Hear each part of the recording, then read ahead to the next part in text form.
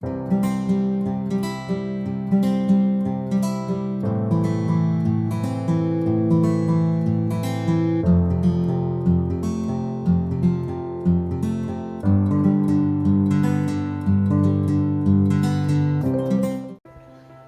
वालेकुम and welcome to the biotic universe. Human body का एक बहुत ही अहम कंपोनेंट ब्लड है और ब्लड का काम ह्यूमन बॉडी के अंदर सर्टेन थिंग्स की ट्रांसपोर्टेशन है। मुख्तलिफ चीज़ों की ट्रांसपोर्टेशन के साथ साथ ह्यूमन ब्लड के अंदर मेटाबॉलिज्म के नतीजे में बनने वाले मुख्तलिफ वेस्ट मटेरियल भी शामिल होते जाते हैं।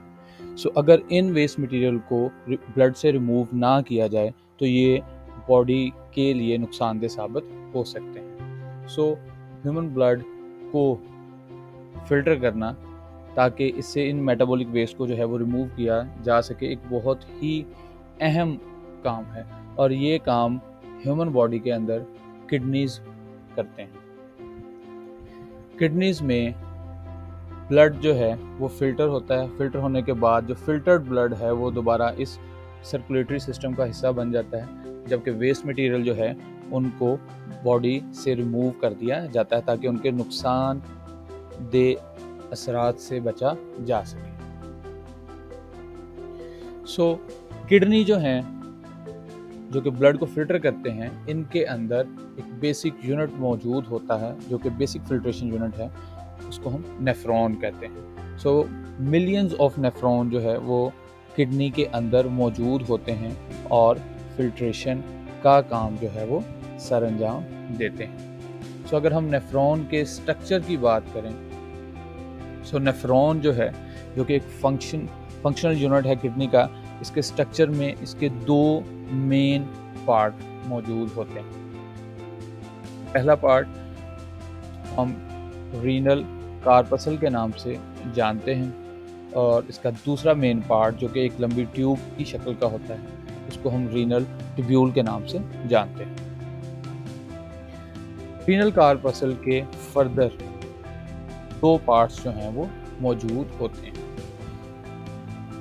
फर्स्ट पार्ट जो कि एक टफ्ट ऑफ कैपिलरीज है, यानी कैपिलरीज का एक गुच्छा है, जैसे कि इस डायग्राम में हमें रेड कलर में नज़र आ रहा है, इसको हम ग्लोमेरुलस कहते हैं। जबकि इस ग्लोमेरुलस के इर्द गिर्द हमें एक कप शेप्ड स्ट्रक्चर जो है वो नज़र आ रहा है। इस कप शेप्ड स्ट्रक्चर को हम बोमेंस कैप्सूल कहते हैं।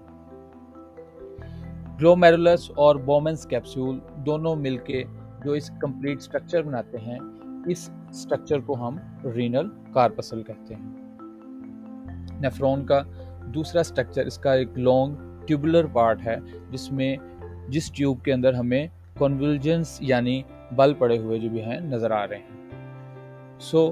रीनल कार्पसल के बाद जो पहला पार्ट ट्यूबुलर पार्ट जो है वो हमें मिलता है, उसको हम प्रॉक्सिमल कन्वोल्यूटेड ट्यूब्यूल बोलते हैं। प्रॉक्सिमल यानी फर्स्ट या पहला, कन्वोल्यूटेड बलदार हिस्सा। ये पहली बलदार नालीनुमा इसका हिस्सा है। इसी तरह इसके लास्ट पे डिस्टल कन्वोल्यूटेड ट्यूब्यूल मौजूद होता है। इस ट्यूब्यूल का यू शेप्ड हिस्सा लूप ऑफ हेनले कहलाता है। लूप ऑफ हेनले जो है, इसमें वो पार्ट जहाँ से फिल्ट्रेट जो है वो नीचे की जानिब मूव करेगा, उसको हम डिसेंडिंग लिम्ब बोलते हैं, और जबकि इससे नेक्स्ट पार्ट जहाँ से फिल्ट्रेट जो है वो ऊपर की जानिब मूव करेगा, उसको हम असेंडिंग लिम्ब बोलते हैं। ये ट्यूबुलर पार्ट जो है ये जाके कनेक्ट होता है कलेक्टिंग डक्ट से। इस मुकम्मल हिस्से को नेफ्रॉन के हम रीनल ट्यूब्यूल कहते हैं। ये तो था स्ट्रक्चर नेफ्रॉन का। अब हम इसके फंक्शंस की तरफ चलते हैं। मेन फंक्शन जो है वो किडनी का वो तो यूरिन फॉर्मेशन है, और ये यूरिन फॉर्मेशन जो है ये 3 स्टेप्स में जो है वो कंप्लीट होती है, और इन 3 स्टेप्स को हम बारी बारी अब डिस्कस करेंगे, जिसमें से फर्स्ट स्टेप जो है वो है pressure filtration, second step selective reabsorption, और थर्ड स्टेप जो है ट्यूबुलर सेक्रेशन है। अगर हम प्रेशर फिल्ट्रेशन की बात करें, प्रेशर फिल्ट्रेशन में अगर हम देखें तो जो फर्स्ट पार्ट है नेफ्रॉन का जिसको हम रीनल कार्पसल कहते हैं वो इन्वॉल्व होता है। रीनल कार्पसल जो है, इसका जो ग्लोमेरुलस पार्ट है, इसके ज़रिए से ब्लड जो है वो नेफ्रॉन में आएगा। सो बेसिकली ब्लड जो है वो रीनल आर्टरी से बहुत सारी छोटी छोटी आर्टरियोल्स में और फिर इस ग्लोमेरुलस में आएगा। सो इस ग्लोमेरुलस में जिस आर्टरियोल से वो एंटर होगा उसको हम एफेरेंट आर्टरियोल कहते हैं। एफरेंट आर्टरियोल से ब्लड जो है वो ग्लोमेरुलस में आ जाएगा। ग्लोमेरुलस वो जगह है जहाँ पे ब्लड का प्रेशर जो है वो काफ़ी हाई होता है, जिसकी वजह से most of the water, salt, glucose और यूरिया जो कि ब्लड के अंदर जो है वो मौजूद होता है, सो वो जो है वो मूव आउट कर जाते हैं बोमन्स कैप्सूल में। सो ये मटेरियल जो है ये बोमन्स कैप्सूल में जो है वो मूव कर जाएगा और इस मटेरियल को हम फिर जो है ग्लोमेरुलर फिल्ट्रेट कहेंगे। ग्लोमेरुलर फिल्ट्रेट में ब्लड सेल्स शामिल नहीं होते क्योंकि वो साइज में काफ़ी बड़े होते हैं और ग्लोमेरुलस में मौजूद कैपिलरीज की वाल से मूव नहीं कर सकते। सो इस तरह इस हाई प्रेशर की वजह से जो है ये मटेरियल जो है ये मूव कर जाएगा बोमन्स कैप्सूल में और फिर हम इसको जो है वो ग्लोमेरुलर फिल्ट्रेट कहेंगे और जो बकिया ब्लड है वो एफिरेंट आर्टरियोल के ज़रिए से जो है वो आगे मूव कर जाएगा। सो प्रेशर फिल्ट्रेशन के बाद जो ग्लोमेरुलर फिल्ट्रेट है ये फर्दर मूव करेगा नेफ्रॉन के ट्यूबुलर पार्ट में और वहाँ पे इस फिल्ट्रेट का अप टू 99% जो है उसको रीअब्जॉर्ब कर लिया जाता है इनटू द ब्लड कैपिलरीज जो कि नेफ्रॉन के ऊपर मौजूद होती है, नेफ्रॉन के सराउंडिंग में जो है वो मौजूद होती हैं। और ये सारा प्रोसीजर जो है वो थ्रू ऑस्मोसिस, डिफ्यूजन और एक्टिव ट्रांसपोर्ट के ज़रिए से जो है वो होता है। सो नेफ्रॉन के रीनल ट्यूब्यूल के डिफरेंट पार्ट्स जो हैं वो डिफरेंट चीज़ों की जो है वो रीअब्जॉर्प्शन करते हैं, जैसा कि वाटर और मोस्ट ऑफ दी जो ग्लूकोज है इसको प्रॉक्सिमल कॉन्वुलेटेड ट्यूब्यूल जो है वो रीअब्जॉर्ब करेगी। इसके अलावा साल्ट्स जो कि एक्टिव ट्रांसपोर्ट के ज़रिए से जो है वो रीअब्जॉर्ब होते हैं और पानी जो कि ऑस्मोसिस के ज़रिए से जो है वो रीअब्जॉर्ब होता है वो भी इस हिस्से में जो है वो रीअब्जॉर्ब होगा।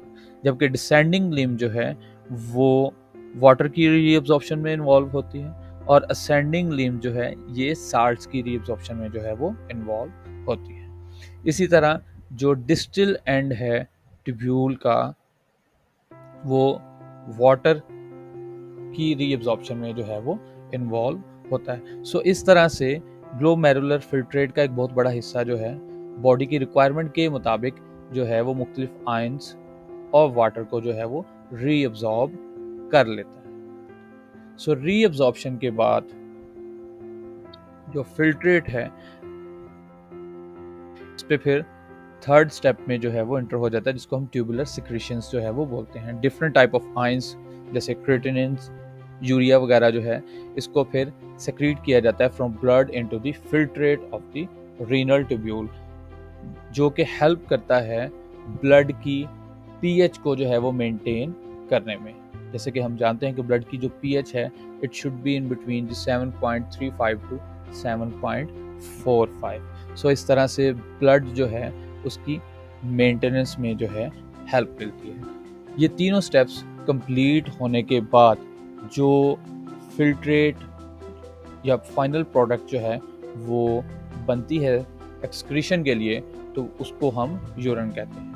यूरिन की अगर हम कंपोजिशन देखें तो उसमें 95% जो है वो वाटर मौजूद होता है, एक बड़ी मिकदार यूरिया की और दीगर आयंस जो हैं वो इसके अंदर मौजूद होते हैं। सो इस तरह से बॉडी जो है वो थ्रू नेफ्रॉन्स ब्लड को फिल्टर करके इसके नाइट्रोजनस वेस्ट को जो है वो रिमूव करती है।